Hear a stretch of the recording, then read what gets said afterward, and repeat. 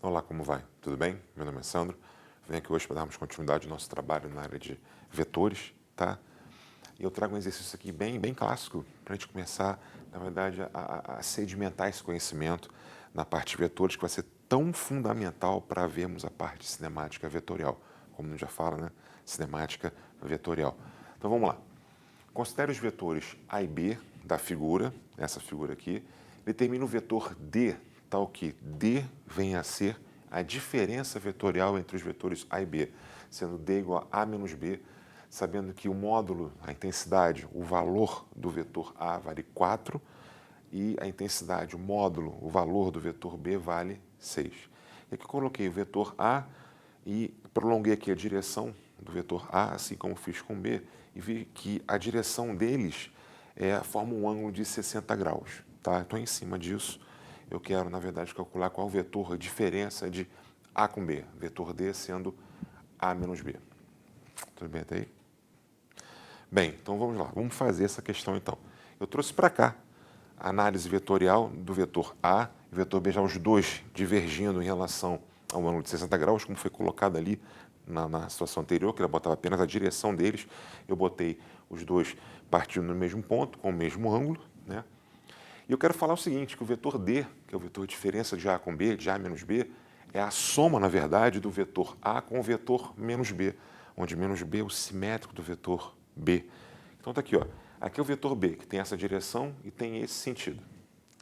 Com esse módulo. O vetor menos B tem a mesma direção, sentido contrário com o mesmo módulo. Então está aqui. Então o vetor D é a soma do vetor A com o vetor menos B. O ângulo entre o vetor A e o vetor menos B é esse aqui em verde, ó, 120 graus, porque na verdade o ângulo entre o vetor B e o menos B vale 180 graus. Isso aqui tem 60, que é o suplemento dele, 120 graus, ok?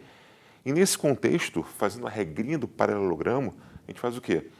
D ao quadrado igual a ao quadrado mais B ao quadrado mais 2AB cosseno de 120. Lembrando que, para ficar uma situação um pouco mais fácil da gente escrever uma escritura melhor, mais tranquila, módulo de D é igual a D. Módulo de A, do vetor A, é apenas A. Né? Essa convenção que nós fizemos no contexto físico, ok? Então está aqui. É o módulo do vetor B, módulo do vetor A, módulo do vetor A, módulo do vetor B, enfim. Bom, aqui cosseno de 120, que é o ângulo entre o vetor A e o vetor menos B. Vamos substituir os valores. O A vale 4, o B vale 6. Tá? Um detalhe, eu botei aqui o cosseno de 120 vale menos meio. A gente tem que, é interessante saber isso, porque olha só. A gente sabe, de uma forma geral, que o cosseno de 60 graus vale meio. Só que nós sabemos da trigonometria, e tem várias aulas sobre isso no próprio portal, tá? Que fala sobre redução ao primeiro quadrante. Tá? Então a gente sabe o seguinte, que cosseno de 120 é menos o cosseno de 60, porque eles são ângulos suplementares. Tá? Então já botei aqui, ó, o cosseno de 120 sendo menos meio. Se o cosseno de 60 vale meio, o de 120 vale menos o cosseno de 60, vale menos meio. Ok? Bom, fazendo as contas, 4 ao quadrado, 16. 6 ao quadrado, 36. Esse 2 eu vou cancelar com esse 2 aqui, fica 24 com menos 1 fica menos 24, fica d ao quadrado igual a 28, fica d igual a mais ou menos a raiz quadrada de 28. Só que a gente está vendo o seguinte, a gente está vendo o módulo do vetor d, a intensidade dele, a magnitude dele, o valor dele em módulo. Então só pode ser maior ou igual a zero. Então eu vou desprezar a raiz negativa e usar só a positiva. Então o vetor d vale 2 raiz de 7, simplificando isso aqui, melhorando isso aqui. Tá ok? Essa seria a resposta do vetor D A menos B. Tem uma outra forma de fazer isso também. Tá? Aqui, uma solução até um pouquinho mais rápida para fazer, mais interessante de ser feita. Tá? Esse é o vetor D que é A menos B. Eu estaria, na verdade, fechando esse triângulo aqui. Eu pegaria isso aqui, ó, esse vetor daqui, eu traria para cá. Ó.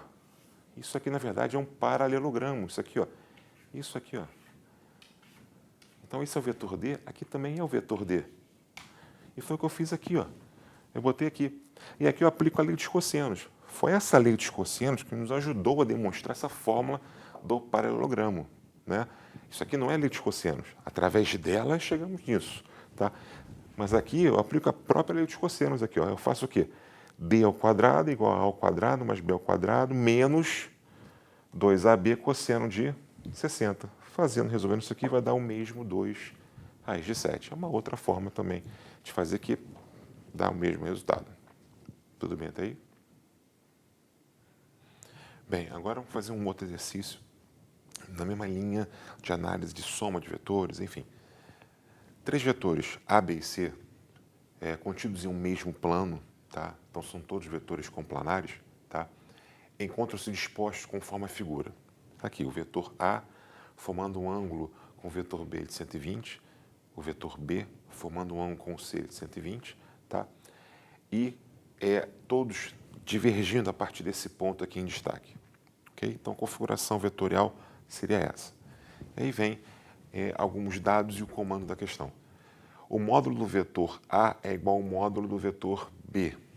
Sabendo que o módulo desse vetor A vale 20, calcule o módulo de C para que a soma A mais B mais C seja zero vetorial, seja zero. Tá? Então, está aí o comando. Eu quero saber qual deve ser o valor do módulo de C para que a soma vetorial aqui seja, em outras palavras, nula. Tudo bem até aí? Bem, vamos lá. Trouxe para cá, para esse quadro que estava no quadro anterior, que são os 3 vetores A, B e C, tá? E eu vou fazer isso por etapas, porque ele quer que a soma dos 3 venha a dar zero, seja nula, tá? A soma tem que ser nula. Por que eu botei A e B fazendo por etapas, escolhi A e B para fazer o somatório vetorial? Porque, na verdade, a informação da questão é que o módulo do vetor A é igual ao do B. E ele disse que o módulo do vetor A vale 20, consequentemente do B vale 20. Então eu conheço o valor numérico do módulo de A e do módulo de B. Então fica mais fácil fazer dessa forma. Então o C eu desconheço, o C é meio incógnito, eu tenho que saber quanto vale para que o somatório dê zero. Então chamei de X, o vetor X, que é o vetor A mais B. Fiz a regrinha do paralelograma aqui, construí o vetor X, e vou fazer lá. X ao quadrado é igual a ao quadrado, quer dizer, o módulo do vetor A ao quadrado, mais módulo do B ao quadrado, mais 2 vezes AB vezes o cosseno de 120, que é o ângulo entre o vetor A e o vetor B. Então vamos lá. O módulo de A e de B vale 20, o cosseno de 120 vale menos meio, já vimos isso antes, então ficou x ao quadrado é igual a 20 ao quadrado mais 20 ao quadrado, mais 2 vezes 20 vezes o cosseno de 120, que é menos meio.